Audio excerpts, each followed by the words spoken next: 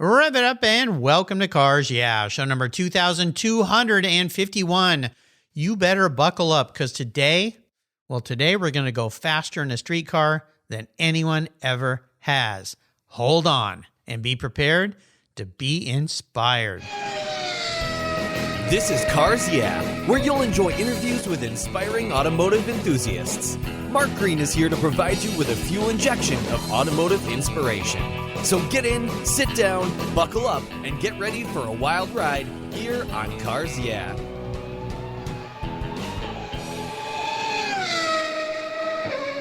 Hello, inspiring automotive enthusiasts, and welcome to Cars Yeah. Today I'm in sunny West Palm Beach, Florida. What a delightful place to be in the middle of winter with a very special guest by the name of Johnny Bohmer. Johnny, welcome to Cars Yeah. Do you have any gear, and are you ready to release the clutch? Yes, sir. Ready to let her fly. Yeah, no kidding. And fly is what this guy likes to do. Now, before I give you an introduction and we dive into what you've done, what's one little thing that maybe people don't know about Johnny Bohmer? I love animals, got a bunch of dogs, and my most important accomplishment, period, in the world is raising 3 kids and being married for 35 years, and all of them in college, and 2 graduated. And, I've always been racing and doing stuff most of my life between motorcycles and cars, but that's the number one accomplishment, Well, being a fellow father, I understand that completely. Got 2 kids who've graduated and gone on and created great lives. So, yeah, that's a good feeling, isn't it? It is, yeah. And no easy accomplishment. Comes with a lot of sacrifice and hard work, but boy, it warms the heart. That's for sure. It is, especially in this type of industry, because it requires a lot of, which I've not done. I could have done a lot more, but I don't travel as much as a lot of the other people do. I'm kind of a homebody. I do work at a center, so I'm up there quite a bit, but I try to stick around the house. Absolutely. Wonderful. Congratulations. So let me give you an introduction here. Johnny Bohmer is the founder of Johnny Bohmer Proving Grounds, a company which provides guidelines, consulting, and testing in accordance with numerous testing facilities throughout the United States. Past Cars Yeah guest Richard Rawlings of the Gas Monkey Garage fame sponsored and partnered with Johnny in his what he calls BADD, B-A-D-D GT project, and they cemented its place as the fastest street legal car in the world. This thing reached a stunning 310.8 miles per hour. I can't even imagine. That would blow my toupee right off the top of my head. Well, I guess it already did. The car performed so well during the test that Fuel Tech traction control was one of the features there, and Jason Gatlin's tuning capabilities that, Johnny decided to stay on the throttle and push through the final drive gears. And he thinks that what he's got here is just the beginning of pushing the limits on this car. I can't even imagine. So we're going to give thanks to one of our sponsors here, and we come back. We're going to figure out how on earth this guy went so fast. So keep the seatbelts tight. You're going to need them today. We'll be right back. Years ago, when it was time to renew my collector car insurance policy, my carrier's rates went up. Way up, but my usage was the same and I never made a claim. I didn't even have a ticket. So what's with that? So I turned to American Collectors Insurance. Has your collector car insurance recently raised your rates for no good reason? Tired of paying an annual membership fee? Then it's time to look around and call American Collectors Insurance. I shopped around, I asked friends for recommendations, and found a winner that I can trust. And boy, I'm glad I did. I saved hundreds of dollars every year and slept better at night knowing my baby was properly insured. American Collectors Insurance have been protecting vehicles since 1976. They provided me with an agreed value insurance policy backed by their history of taking great care of their clients. What could be better than that? So give them a call and ask for a quote today. 866-ACI-YEAH. That's 866-224-9324. And protect the ones you love like I did with American Collectors Insurance. Classic car insurance designed by collectors for collectors. For several years now, you've heard me talk about Linkage Magazine. I've been a subscriber since the start. Their talented and creative team brings you a spectacular publication and website that shares the automotive passion from a worldwide perspective. Linkage is about driving, restoring, collecting, and first-hand experience at collector car auctions and more. They bring you real-world values plus rational, experienced opinions on the current markets. They cover the automotive world and the people who share our passions. And Linkage Magazine has grown, mailing you 6 issues annually. Join me on this journey with Linkage. They're geared for the automotive life. You can subscribe at linkagemag.com. TechForce is a charity of choice here at Cars Yeah. Auto techs are in high demand, but the supply, it's critically short. For every one tech who graduates school, there's 5 jobs waiting for him. Said another way, 4 technician jobs go unfilled for every technician graduate. Lots of young people love cars, but don't know how to turn that passion into their careers. TechForce Foundation shows them through career exploration, technical education, and the workforce development solutions. Join Cars Yeah in supporting TechForce Foundation and its mission to solve the technician shortage by donating at techforce.org today. So, Johnny, let's go back a little bit first before we talk about this speed record. I want to talk about what Johnny Bohmer Proving Grounds is. What is this all about? And talk a little bit about your history as a hot rod builder. I understand you race motorcycles. We're in an awesome shop today that is filled with all sorts of toys. This career you've built, kind of walk us through what it is. You know, I've been involved in racing since a little kid because my brothers were flat trackers and raced with some of the greats like Gary Nixon and all that. And I was drug around as a little kid. My brothers were quite a bit older than I was. My mom had me when she was fairly late. So it's been in my blood. I've always liked doing it. I started racing motocross and this, that, and the other. And then I started working on cars, and I was driving around, you know, on the street when I was 14 years old. I was in Kentucky, so it was a lot more lax, of course, than it is today. But I was around farm equipment and all that. I've been always messing around with mechanical stuff, and I've just had a good time doing this kind of stuff, and it's progressed, you know, from day one. Johnny Bohmer Proving Grounds was something that I approached NASA. I had a race car shop called Performance Power LLC before I made Johnny Bohmer Racing the new name. And around 2009, I was up there. I was doing some alloy development with Pratt & Whitney for the SSME, which is the Space Shuttle main engine. And it was called Pandaloy. And I was able to get a license agreement with Pratt & Whitney to do additional stuff with it from suppressors to golf clubs to pistons and connecting rods, this and the others. Real strong, high strength aluminum that still had real good ductility. It's a whole nother story. But anyway, I was up there at the runway and I was meeting with the guys at NASA in the Swamp Works, which is their division of a Skunk Works. It's a lot of top secret stuff in there going on that would blow your mind. And I noticed the runway was somewhat vacant other than the shuttle was still in operation. The shuttle ran till 2013, I think. So I proposed that we start a testing program, a vehicle testing program. It's the flattest piece of concrete in the world, less than a 1/4 inch variation over 3 miles. Whoa. And it's all concrete and it's 100 yards wide with an additional 50 foot of traffic lane on either side of that. So you got a 400 foot wide span. Now just think about the last time you stood on a football field, turn it sideways, and then drive for 10 minutes in normal traffic. And that's how far you've gone on this runway, 3 miles. Holy cow. And it's Whoa. all concrete. I've got JB Proving Grounds is the website for that facility, and there's specs there on the runway. I started, NASA agreed to do some stuff, and I started bringing in NASCAR teams and all kinds of different people. Said there's, you know, and I spent years developing this and getting the name out there with all the different teams. I mean, I do a lot with the IndyCar teams. You really can't name somebody that hasn't come out there and tested.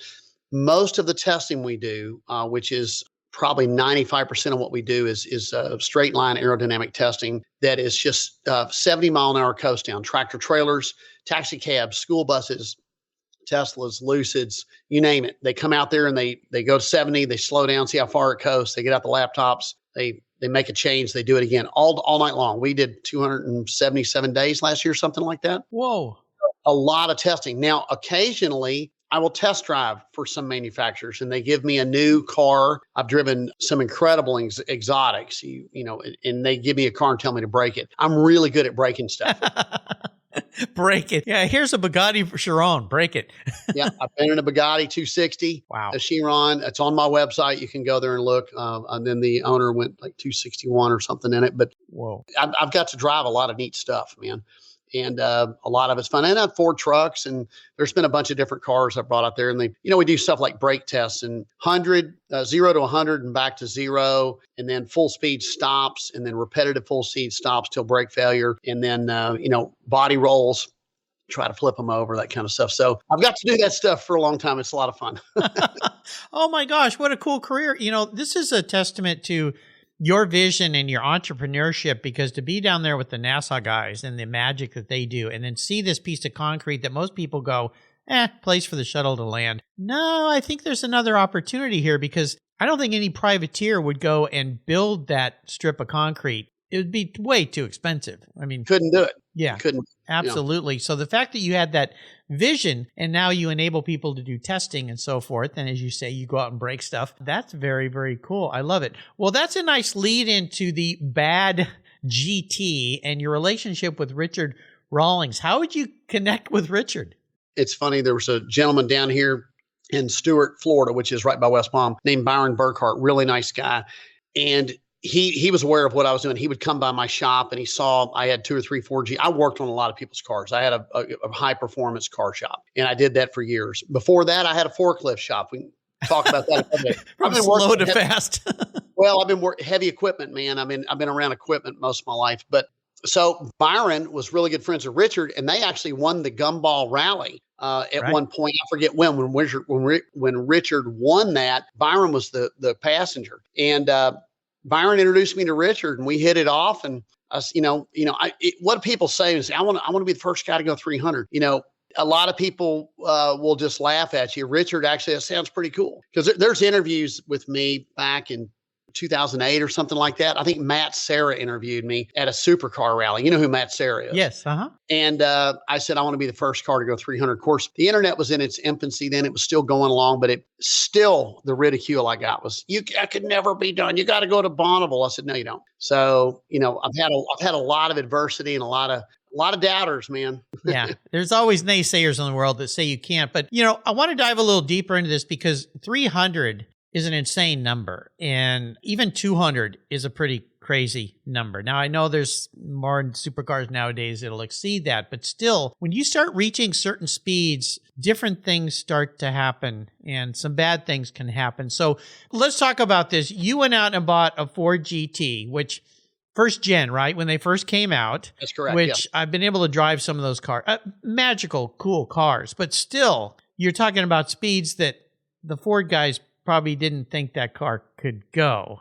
So start me on that process. Well, when I bought the car, it was 2006. And the salesman, a gentleman named Tom Donnellan, who was an incredible car aficionado. He's passed on, sadly, but I bought the car brand new. I had a heavy equipment business. I was making a little bit of money, and it was like $175,000. They weren't cheap. That was a lot of money, Oh, yeah. But I bought the car, and I was talking with him. He goes, he knew my background. He said, John, you need to make this the fastest car in the world. And I said, Tom, I think I will. And I had the car a few weeks, and within a few weeks, the supercharger was off the car, and we were figuring out a way to put on build a twin turbo. And it's sadly what happens when you give a redneck something really nice. I'm gonna make changes, and it's not for the good. That's what I did. Is I took it apart, and I said, and let me tell you, this has been a really long and hard road. I've been dreaming about this for 16 years.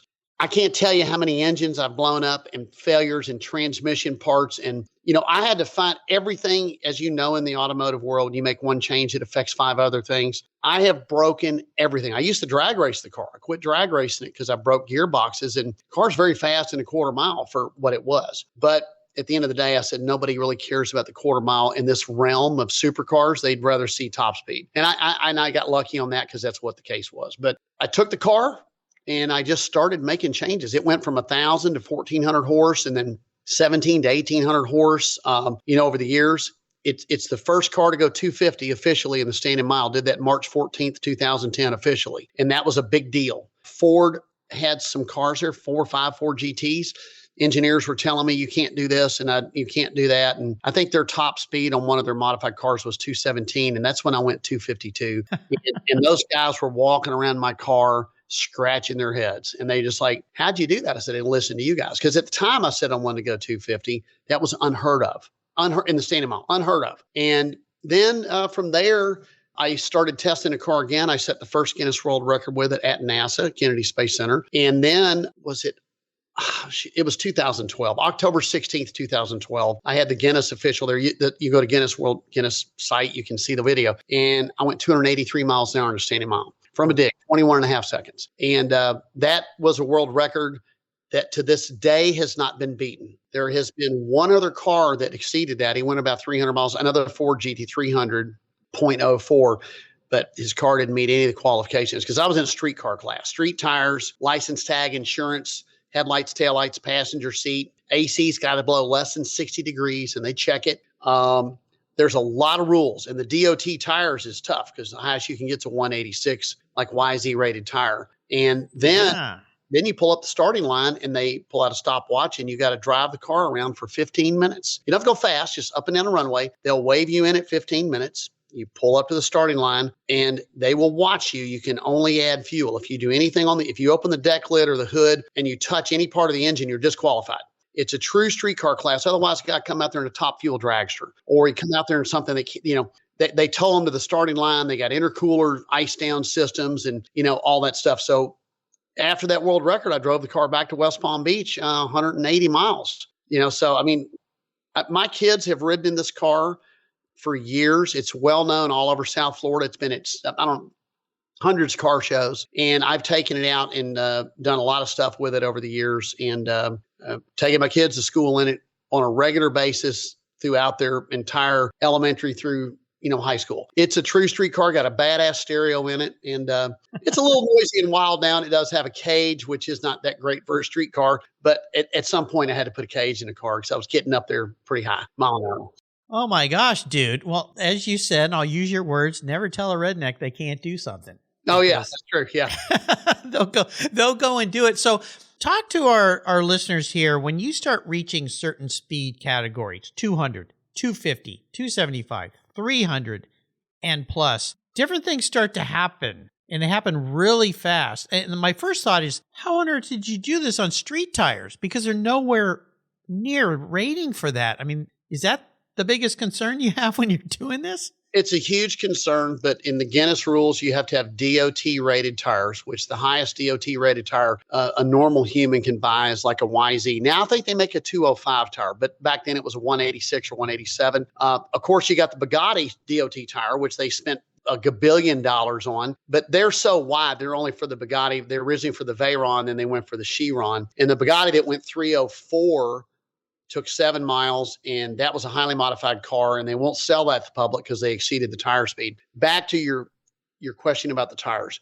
I did a lot of research on the tires. I figured out a lot of stuff people don't know that I won't tell them, but I took a very calculated risk, and I did the math, and I was okay. So far I've been okay. There's a lot of stuff people don't understand about ratings and the amount of safety factors built into anything, whether it's a crane lifting something up or a tire going fast. So I was driven to do it. So I just took a chance. You flip the coin and go, man. Oh, man. Oh, scary. Now, let's go back to the other question I had. When you reach certain speed levels, could you talk a little bit for us mere mortals that go nowhere near the speeds that you go? There are certain levels you hit speeds where things start to happen incrementally faster and faster and faster and faster. And I can't even imagine. I think the fastest I've been in a car was when I was racing, probably in the 170 range, if that. It's still very fast. So, did you want to finish up? I didn't mean to cut you off there. No, talk us through a little bit of those numbers, because they're scary. They're scary numbers. That's the number one question I get asked. What's it like? Do you get tunnel vision? All that stuff. And I don't know if it's because I've got a disconnect with reality, or I've just done it. I've been over 280 in that car well over 100 times, and I've got a lot of seat time in a fast car. And I crept up on this, as I went. But so far, when I get in, it's hard to tell the difference between 200 and really 300. Really? And I'll tell you why, because two things I tell people is that if you think about what you're doing, you're in big trouble. You cannot think. It's got to be second nature. I don't know why I'm able to do that, but if you're thinking, you'll never react to a problem.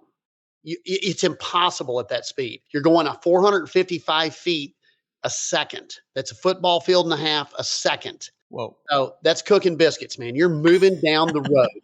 So you can't really explain it other than I just get in it and do it and just stay relaxed.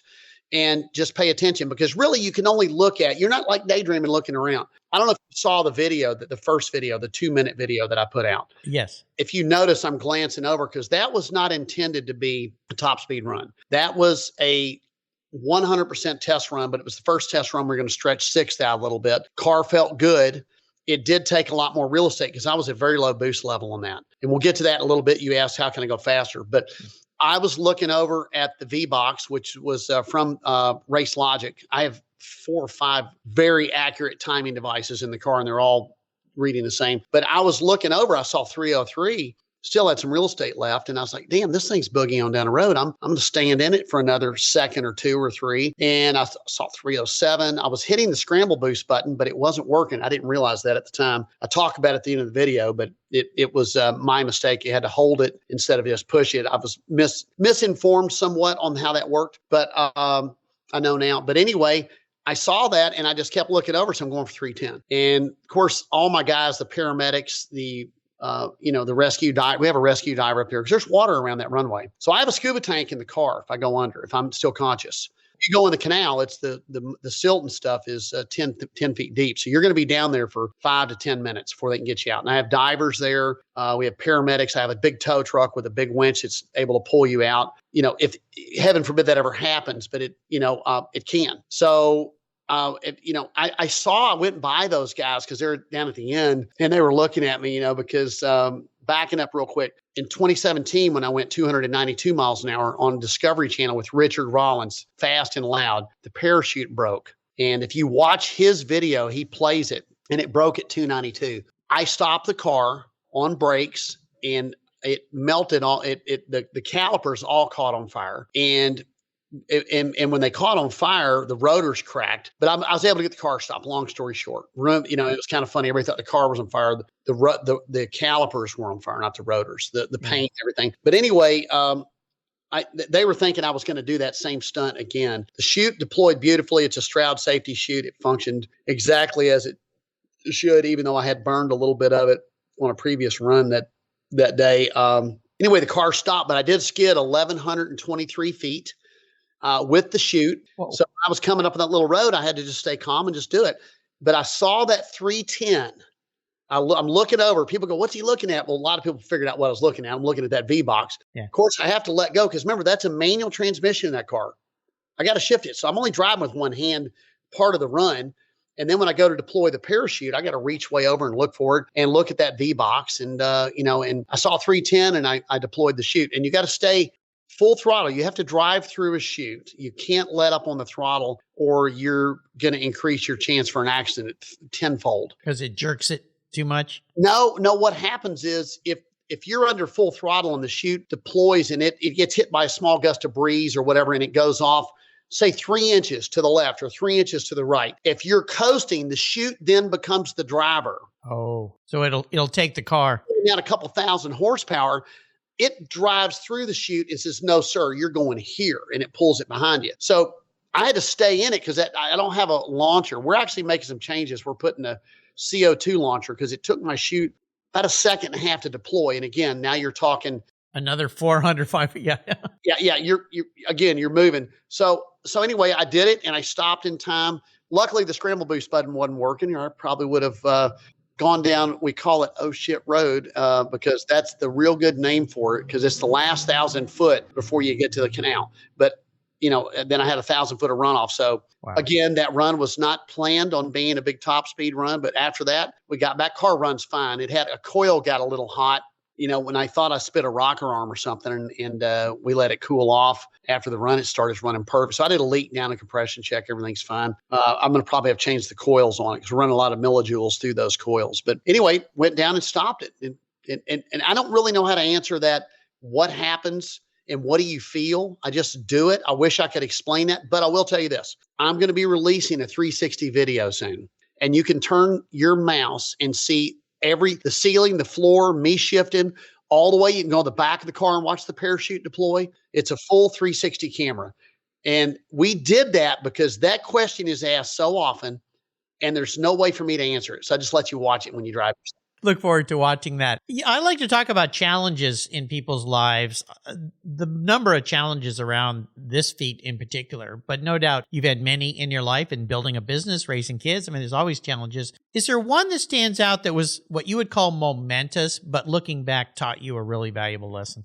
In the car world or in life? Either. Well, I tell you, I've learned some valuable lessons, and I've learned them by getting severely ripped off. And I've always found that the best teacher is pain.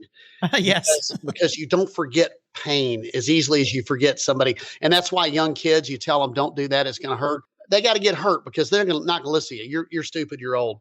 But I was in a heavy equipment business, and I've been around tractors and stuff. I went up to Kentucky. Where I'm from Lexington, Kentucky. And I was, I went up to buy some forklifts. A guy had 18 forklifts for sale. And I said, I'm going to start a forklift shop because I was a pretty good mechanic. I worked on them. And I went up there and looked at them. And he showed me all these lifts. Oh, they're all good. They all run. And I trusted the guy and knew it. I bought them. I brought them back, and every one of them. And now, of course, I paid to ship them down. Every one of them was an absolute disaster that needed a full rebuild. Oh, no. So I had recently sold my 48 Panhead motorcycle, which was the 71st one ever built with a factory sidecar, which I rode for years. I sold that bike to buy this stuff. And I got like 17, 18,000 for the bike in the early 90s, which was a lot, but it was an original bike. Now it's worth probably a lot more than that. But anyway, I got them down and they were ruined. They were garbage, and I'm stuck in a rock and a hard place. When you're behind the 8 ball, you got to dig a tunnel, man. And I just started working on them. So I went to Forklift College 101, and I slowly rebuilt every one of those machines. By the time I was done, I resold them all, made money. It took me 10 months to recover from that. But it was the most valuable thing that ever happened to me in that aspect, was that particular failure. I've had other failures similar to that regarding other things, but you know, I look back and I started a very lucrative heavy equipment business, and I was a crane operator. And after I was done with that, I could fix any type of hydraulic equipment. And it turned into a really good business, which afforded me the ability to be able to buy a Ford GT. So, and bought real estate and commercial real estate. And I was, you know, that kind of thing. So I'm not wealthy. I'm just a hardworking dude that's been lucky.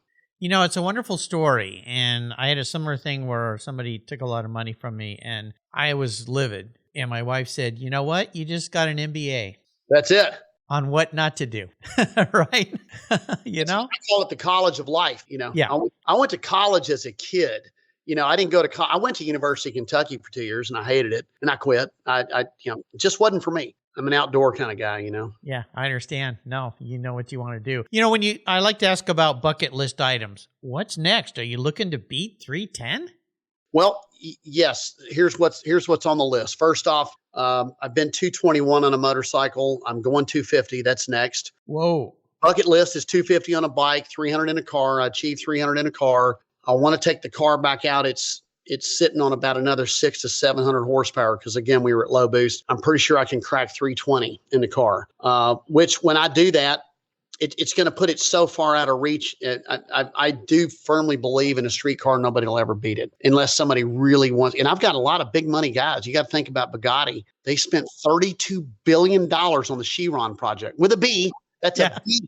Yeah. And they're going 3 or 4. So it's not just about having enough money. You know, you got to be lucky. And I've figured out a bunch of stuff that a lot of people don't. And I'll tell you, I can't take credit for all of this. Man, I've got an incredible team. Jason from ATF, Automatic Transmission Factory, did the tuning. Roberto from RAV, which is the name of his supercar shop. He does a lot of very high-end Japanese imports, Skyline right-hand drives and all that. And then, you know, I got a manager, Brian Shepard, who's, you know, is incredible. And other people, Matt Lundy, Jay Shive. I've had a team around me because there's things I can't do. I can't figure out. I'm a hack and I can make shit work. I'm a decent welder, you know, but I've got ideas. And it took a huge team years to get this to happen. So I don't want to take all the credit by any means.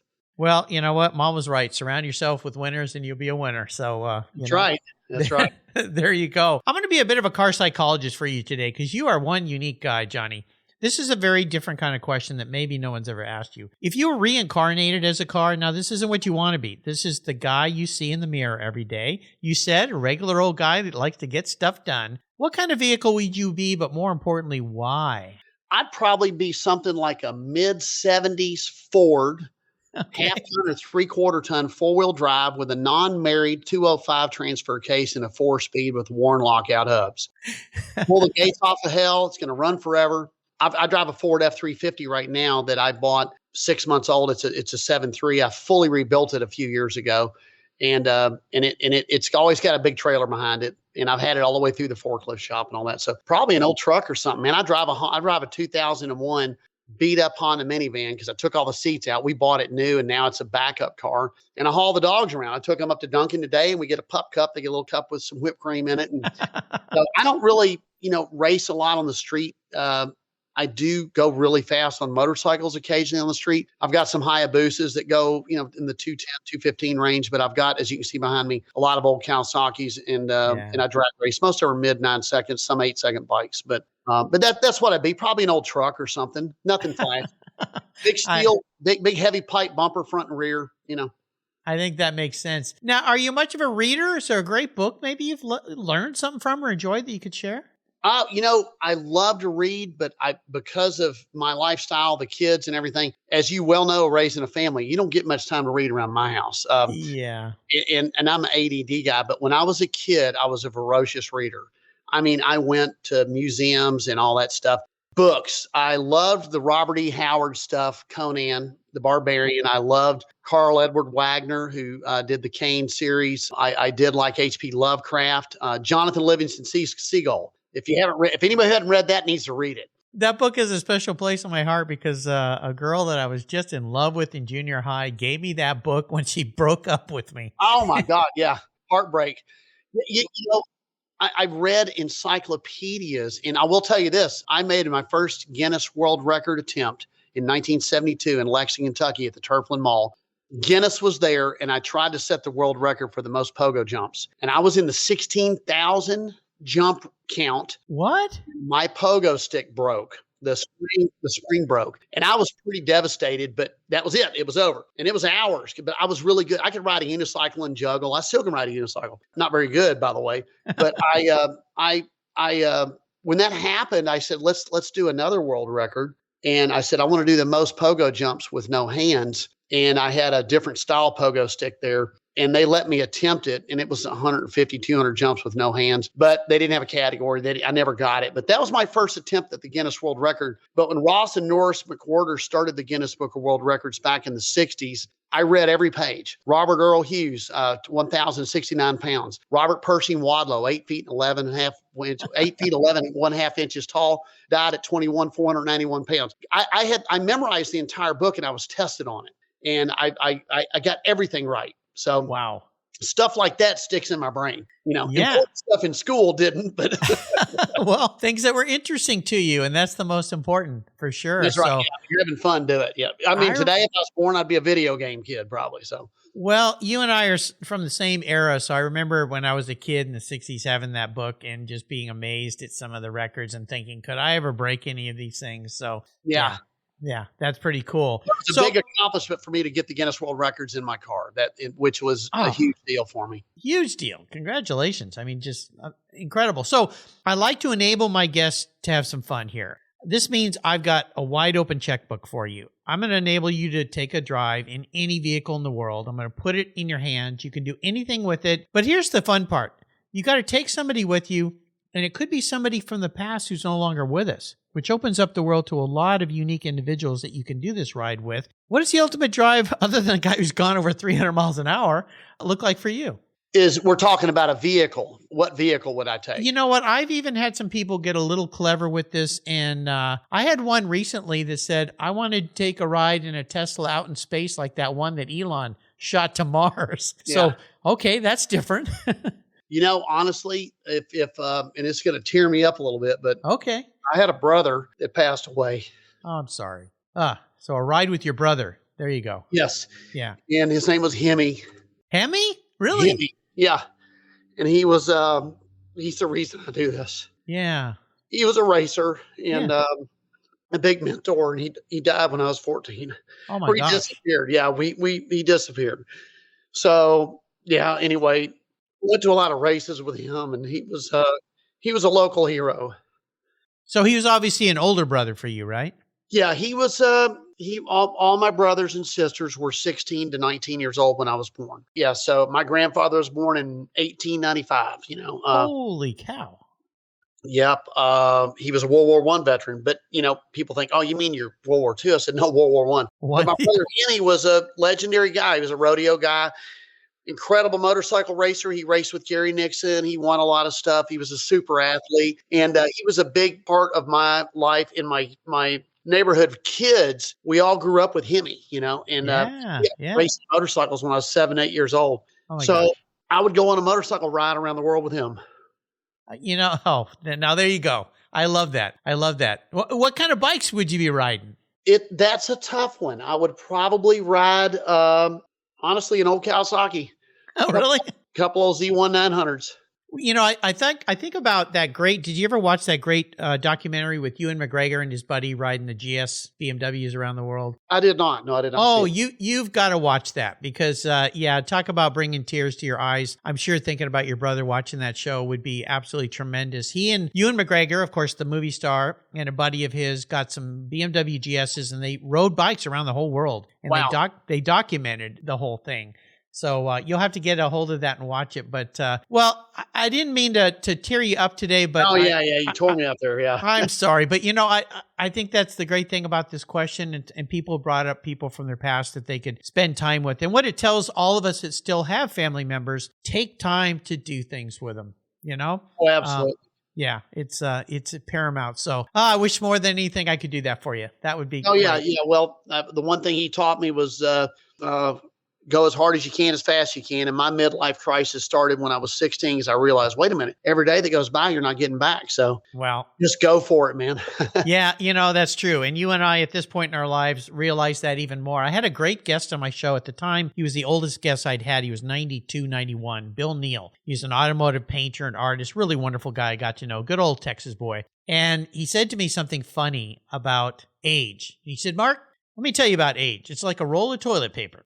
As you get to the end, it spins faster and you get more nervous. That is hilarious. How true is that?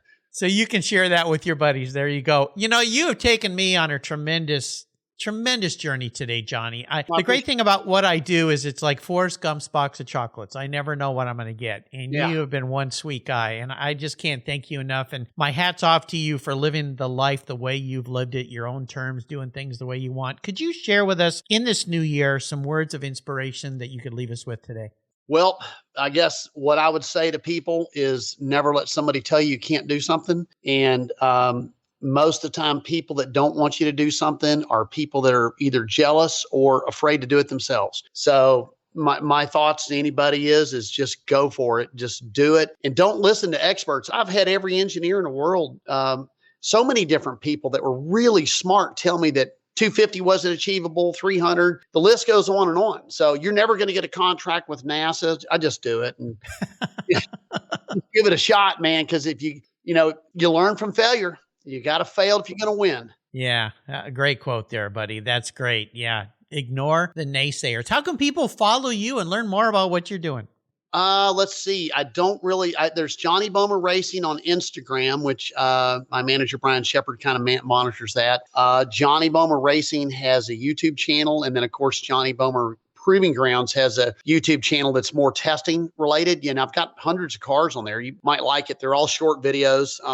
And then Johnny Bohmer has a Facebook page. And like I said, I'm not a big social media expert by any means. Well, you're too busy having fun and wasting time on that channel. You're the smart guy. Let someone else do that stuff for you, right? Well, I don't know how to do it. So, it wouldn't exist if it wasn't for the smart young guys I've got working for me. I want to do a quick thank you to Kelly Hunter at SunWest PR. She's the one that got us together today. So, Kelly, thank you for bringing a tremendous, inspiring automotive enthusiast to cars. Yeah, Johnny, Happy New Year to you. Thank you for spending some time and sharing a magical world that you created. Until you and I talk again, my friend, I'll see you very quickly down the road. Awesome, man. Great meeting you as well. And same to you. Happy New Year. Everything great. Merry Christmas, all that good stuff. And it's been a great pleasure. And I look forward to talking again. Maybe next time when I go 320, we'll have to do it again. You're welcome back on Cars Yeah anytime. This was tremendous. Awesome, man. Thank you. Thank you so much for joining us on today's ride here at Cars Yeah. Drive on over to carsyeah.com to find show notes and inspiring automotive fun. Download your free copy of Filler Up, a fun book filled with gorgeous photographs of fuel filler fun, including quotes from more inspiring automotive enthusiasts. Download your copy today, and we'll see you next time on Cars Yeah.